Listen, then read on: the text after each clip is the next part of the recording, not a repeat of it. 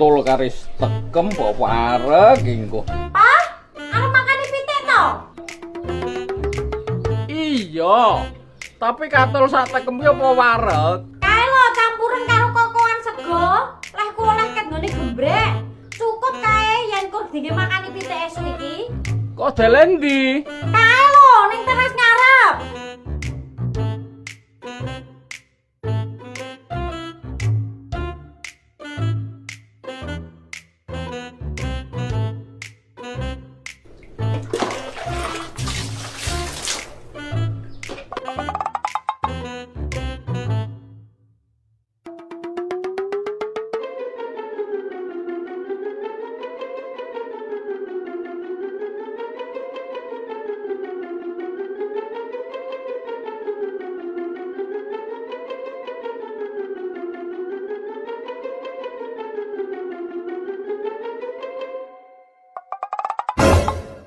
Kok sak jimpet ini gawa rene.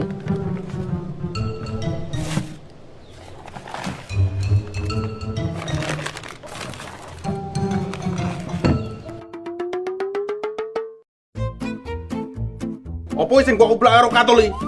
Kokoan sego, ngupakan pitik. Arep ta kowe? Ora lho, bener arep sarapan yo pakane pitik sego kuwi. Oh, alah. Pangananmu saiki kokoan sego basa to? Bukan sego besok petakmu iki. Kuwi sego lek tuku nang Darmina esuk mang lho. Ya ora mungkin. Iki sing gawa Juni lho. Nyapon neh kuwi. Sek esuk wis padha kerah. Iki lho, sego kokoanmu diaku pletuk. Jare le tuku nang Darmina.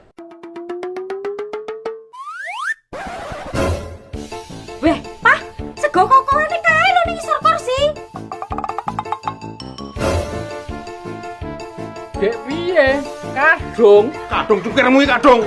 Nyo, yen teratur ngisihke segomu karo katule, ijek kena diselametke lho gitu. Kene, asung tak raimu san. Ngawamu ora kena diselametke. Sosok baru sinang ngono ya. Ngumpul.